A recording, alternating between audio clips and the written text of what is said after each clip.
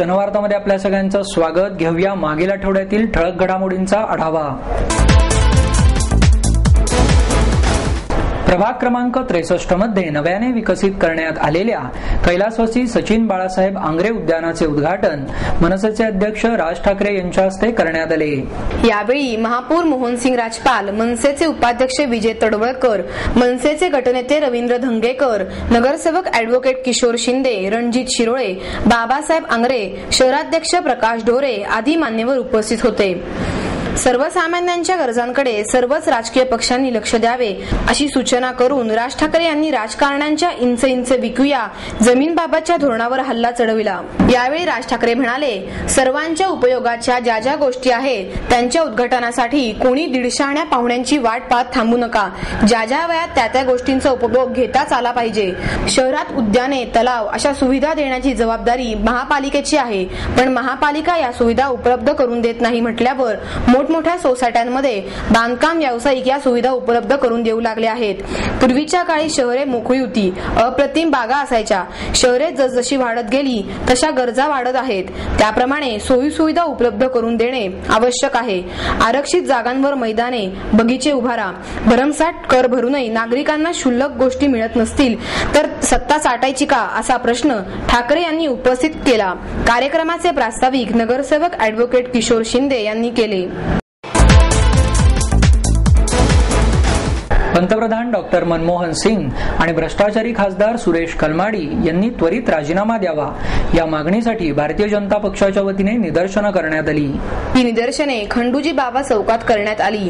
यावेळी भाजप शहर सरचिटणीस योगेश गोगावळे, शहर उपाध्यक्ष संदीप खर्डेकर, हडपसर मंडल अध्यक्ष माऊली कुंडले, नगरसेवक मुरलीधर मोहोळ, पर्वती मंडल अध्यक्ष विश्वास ननावरे, कोथरूड मंडल अध्यक्ष अजय मारणे, सरचिटणीस आबा तुपे यांच्यासह अनेक कार्यकर्ते उपस्थित होते. या कलमाडीचं करायचं काय, खाली डोकं वर पाय, भ्रष्टाचारी सुरेश कलमाडी त्वरित राजीनामा द्या, गजनी सुरेश कलमाडी हाय हाय, पंतप्रधानांच्या बैलाला घो, पंतप्रधानांचा रिमोट कंट्रोल, सोनिया गांधींचा धिक्कार असो इत्यादी घोषणांची आतिषबाजी यावेळी करण्यात आली. या घोषणाबाजीत महिला कार्यकर्त्यांचाही उत्स्फूर्त प्रतिसाद होता.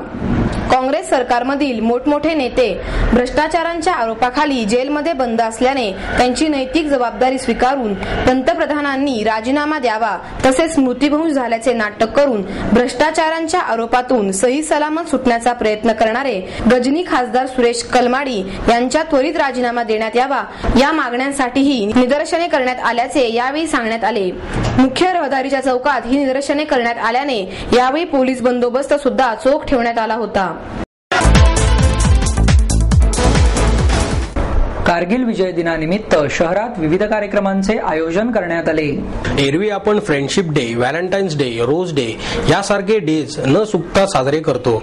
मात्र मिलिटरी गर्ल्स हॉस्टेलमधील सुनीता पांडे, ज्योती काळे, शीतल माने आणि अर्चना पवार या मुलींनी कारगिल दिनाचे औचित्य साधून शहीद झालेल्या जवानांना अलका थिएटर चौकात मेणबत्त्या पेटवून श्रद्धांजली अर्पण केली आणि विजय दिन साजरा केला. कारगिल विजय दिनानिमित्त अपेक्स करिअरच्या वतीने परमवीर चक्र प्राप्त शहीद कॅप्टन विक्रम बत्रा यांचे वडील गिरधारीलाल बत्रा आणि आई कमलकांता बत्रा यांचा सत्कार कर्नल रॉय यांच्या हस्ते करण्यात आला. यावेळी अपेक्सचे संचालक प्रदीप ब्राह्मणकर उपस्थित होते. लष्करी सेवेत आल्याने जीवनाला एक वेगळी दिशा मिळते. सामान्य व्यक्तीपेक्षा वेगळी अशी जीवनशैली आणि ओळख मिळते. परंतु लष्करी सेवेत येण्याची इच्छा असलेल्या तरुणांमध्ये स्वयंशिस्त, समाजाबद्दल आत्मीयता आणि सर्व धर्म सहिष्णुता हे 3 गुण असणे आवश्यक असल्याचे प्रतिपादन वीरचक्र प्राप्त कर्नल ललित रॉय यांनी केले. तसेच यावेळी बोलताना रॉय म्हणाले, सर्व लोकांच्या नजरा आपल्याकडे असताना आपण सर्वजण सर्व प्रकारची शिस्त पाळतो. मात्र सार्वजनिक जीवनात वावरताना आपण स्वयंशिस्त कशी पाळतो हे फक्त लष्करात नाही तर सामान्य माणसाच्या जीवनातही महत्वाचे आहे. याबरोबरच सहिष्णुता हा गुण सर्वाधिक महत्वाचा आहे असेही त्यांनी सांगितले. कारगिल युद्धाच्या आठवणी सांगताना रॉय म्हणाले, कारगिल युद्धात आम्ही 3 बरोबर युद्ध केले. पहिले म्हणजे पाकिस्तानी दहशतवादी.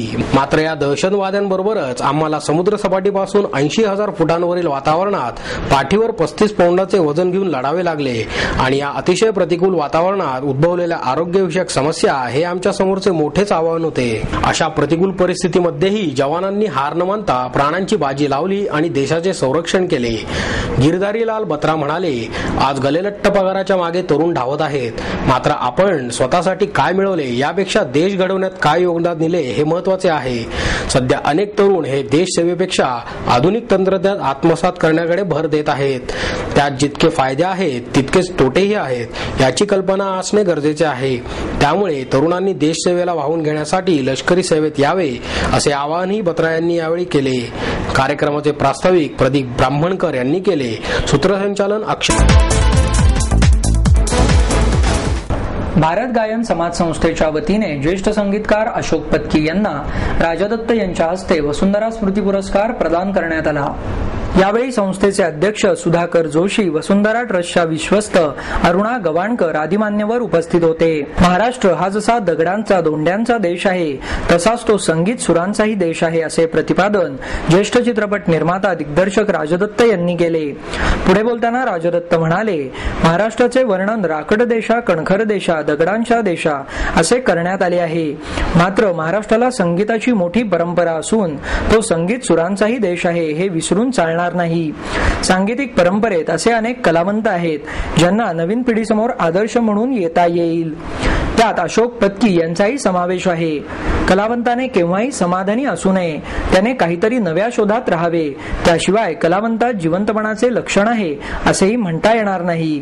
मला संगीत क्षेत्रातून खूप काही शिकता आले, मात्र शास्त्रीय संगीत शिकता आले नाही अशी खंत व्यक्त करत अशोक पत्की म्हणाले, बहिणीबरोबर गाण्यांच्या कार्यक्रमाला जाऊन कलाकार वाद्य कसे वाजवतात याचे निरीक्षण केले. तसेच पंडित मनोहर चिमुटे यांच्याकडे 1 महिना शिकवणी केल्यामुळेच मी अनेक गीतांना संगीत देऊ शकलो. 1980च्या दशकात चित्रपटसृष्टीत प्रवेश केल्यानंतर गीत तयार करण्यासही सुरुवात केली. सत्काराला उत्तर देताना पुढे पत्की म्हणाले, अजूनही शिकण्याची आवड असल्याने स्वतःला कधी मी मोठे मानले नाही. कार्यक्रमात पत्की यांनी संगीतबद्ध केलेली केतकीच्या बनी तिथे नाचला ग मोर, नाविका रे वारा वाहे रे आदी गाणी दीपिका जोग, शिल्पा पुंटांबेकर, मंदार आपटे यांनी सादर केली.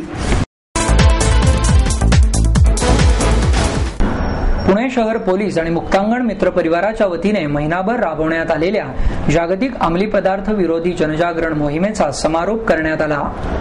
यावेळी ज्येष्ठ सामाजिक कार्यकर्ते अनिल अवचट, ज्येष्ठ रंगकर्मी विक्रम गोखले, पोलीस आयुक्त मीरा बोरवणकर, अप्पर पोलीस आयुक्त अनंत शिंदे, सायबर गुन्हे विभागाचे उपायुक्त संजय शिंदे आदी मान्यवर उपस्थित होते.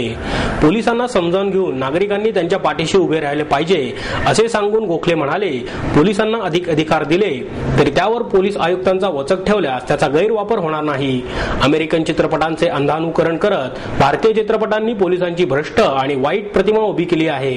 हे अत्यंत चुकीचे असून मी याचा निषेध करतो.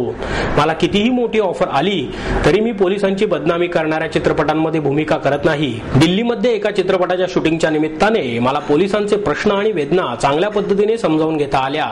देशाच्या पिढ्यानपिढ्या नष्ट करण्याची ताकद ड्रग्सच्या वसन्यांमध्ये आहे. राजकीय व्यक्तींकडून पोलिसांच्या कामात होणारा हस्तक्षेप टाळण्यासाठी त्यांच्या अधिकारांमध्ये वाढ करणे आवश्यक असल्याचे मतही गोखले यांनी यावेळी व्यक्त केले. अनिल अवचट म्हणाले, दारू हे नैसर्गिक अन्न नाही.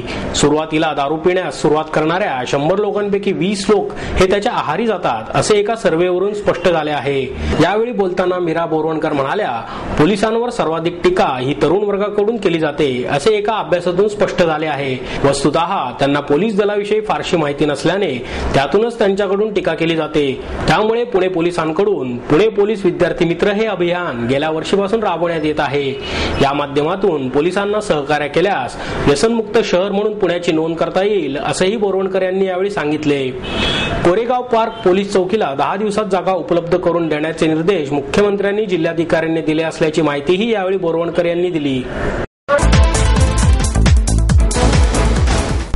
स्टेट बँक ऑफ इंडियाच्या प्रोबेशनरी ऑफिसर्स या पदासाठी झालेल्या परीक्षेत विद्यार्थ्यांकडे चलन भरल्याची पावती नसल्याच्या क्षुल्लक कारणावरून त्यांना परीक्षेस बसण्यास मज्जाव करण्यात आला. राज्यातून अनेक भागातून आलेल्या सुमारे 180 विद्यार्थ्यांना अनागोंदी कारभाराचा फटका बसला. शहरातील निरनिराळ्या परीक्षा केंद्रात स्टेट बँकेच्या अधिकारी पदासाठी परीक्षा झाली. टिळक रस्त्यावरील न्यू इंग्लिश स्कूल आणि कोथरूड येथील राजा शिवराय प्रतिष्ठान शाळेत हा प्रकार घडला. या परीक्षा केंद्रात पैसे भरलेली पावती नसल्याने विद्यार्थ्यांना परीक्षेपासून मुकावे लागले. चंद्रपूर, अमरावती, कोल्हापूर आदी भागातून आलेल्या विद्यार्थ्यांमध्ये याबद्दल तीव्र नाराजी पसरली. वास्तविक ऑनलाईन अर्ज भरताना डिमांड ड्राफ्टचा काढलेला नंबर टाकावा लागतो, त्याशिवाय अर्ज स्वीकारला जात नाही. ही वस्तुस्थिती माहीत असतानाही विद्यार्थ्यांच्या प्रश्नांकडे दुर्लक्ष करण्यात आले. परीक्षेच्या वेळी कॉल लेटर, बायोडेटा अर्ज, ओळखपत्र पुरावा आणि पैसे भरलेली पावती या गोष्टी अत्यावश्यक होत्या.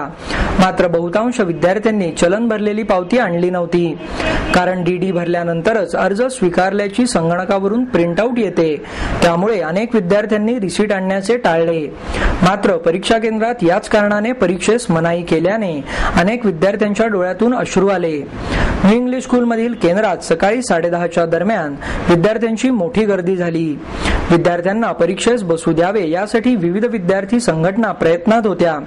मात्र पोलीस बंदोबस्त आणि बँकेच्या संबंधित व्यक्तींच्या आरेरावीमुळे विद्यार्थ्यांना परीक्षेला बसण्यास नकार देण्यात आला. महाराष्ट्र साहित्य कलाप्रसारणी सभेच्या वतीने पुरस्कार सोहळ्याचे आयोजन करण्यात आले. यावेळी प्रमुख पाहुणे म्हणून महाराष्ट्र साहित्य परिषदेचे कार्यवाह प्राध्यापक मिलिंद जोशी, नरेंद्र व्यवहारे, पत्रकार मधुकर भावे, उद्धव कानडे, सचिन इटकर, मसापचे अध्यक्ष प्राध्यापक द मा मिराजदार आदी मान्यवर उपस्थित होते. या प्रसंगी ज्येष्ठ समीक्षक डॉक्टर द बी कुलकर्णी यांना डॉक्टर निर्मलकुमार फडकुले साहित्य पुरस्कार, ज्येष्ठ साहित्यिक प्राध्यापक द ता भोसले यांना लोकहितवादी पुरस्कार, तर ज्येष्ठ कवयित्री प्रज्ञा पवार यांना स्नेहबंध पुरस्कार देऊन गौरवण्यात आले. साहित्य संमेलनाच्या निवडणुका आणि राजकीय निवडणुका यात फारसा फरक राहिलेला नाही. चांगला साहित्यिक पराभूत होतोच अशी खंत प्राध्यापक द मा मिराजदार यांनी यावेळी व्यक्त केली. पुरस्कार मिळणे हे वाङ्मयीन मूल्यमापन होऊ शकत नाही असे सांगून डॉक्टर द बी कुलकर्णी म्हणाले, पुरस्कार म्हणजे समाजाने साहित्यिकाचा केलेला जाहीर सन्मान आहे. मात्र एखाद्या साहित्य कृतीचा गौरव झाला नाही याचा अर्थ त्या साहित्य कृतीचा दर्जा कमी होत नाही. विद्यार्थ्यांचे जीवन समृद्ध आणि उन्नत करण्यासाठी शिक्षकांचे महत्वपूर्ण योगदान असते. तसेच संस्कार डॉक्टर फडकुलेंनी माझ्यावर केले आहेत अशी कृतज्ञता प्राध्यापक भोसले यांनी व्यक्त केली. प्राध्यापक मिलिंद जोशी, मधुकर भावे यांनी विचार व्यक्त केले. मृणालिनी कानेटकर यांनी सूत्रसंचालन केले. नरेंद्र व्यवहारे यांनी आभार मानले तर उद्धव कानडे यांनी प्रास्ताविक केले. रंगशिला संस्था निर्मित ए झेंडू हा चित्रपट राष्ट्रीय चित्रपट संग्रहालयात प्रदर्शित करण्यात आला. या शुभारंभ प्रदर्शनाला ज्येष्ठ लेखिका भागवत आणि शिवशाहीर बाबासाहेब पुरंदरे उपस्थित होते. झेंडू प्रत्येकानेच कधी ना कधी अनुभवलेला असतो. संपूर्ण गटातून कधीतरी आपल्यालाही बाजूला टाकल्याचा अनुभव घेतलेला असतो. तो जसा पुन्हा नव्याने समोर आला आणि त्याने जशी सर्वांची टिंगल केली तशीच करता यायला हवी अशी प्रतिक्रिया ए झेंडू या रॅगिंगवरील आधारित चित्रपट बघितल्यानंतर शालेय विद्यार्थ्यांनी व्यक्त केली. चित्रपटाविषयी बोलताना बाबासाहेब म्हणाले, अशा विषयांवर जनजागृती होणे आवश्यक आहे. अशाच एखाद्या विषयावर पुन्हा चित्रपट होणार असेल तर त्यात मलाही भाग घ्यायला आवडेल. तर भागवत म्हणाल्या, कुमारवयीन मुले फार संवेदनशील असतात. त्यांची जसजशी वाढ होत जाते तसे त्यांच्या खाण्यापिण्यापासून सर्वच गोष्टींची काळजी घेणे आवश्यक असते. या चित्रपटाचे लेखन आणि दिग्दर्शन भैरवी पुरंदरे यांचे आहे. या विषयात त्यांनी चाचपडतच हात घातला होता. फिल्म कशी होईल याविषयी साशंकता वाटत होती. मात्र मुलांनी जो भरभरून प्रतिसाद दिला त्यावरून फिल्म यशस्वी झाल्याची पावती मिळाल्याचेही त्यांनी यावेळी सांगितले. चित्रपटाच्या नायक झेंडूच्या जागी आपणच आहोत अशी कल्पना करून मुलांनी त्याप्रमाणे आपल्या भावना व्यक्त केल्या. चित्रपटातील रहस्य, हास्य, त्रास सारेच काही स्वतः अनुभवल्याप्रमाणे चित्रपट बघताना प्रतिक्रिया व्यक्त करत होत्या.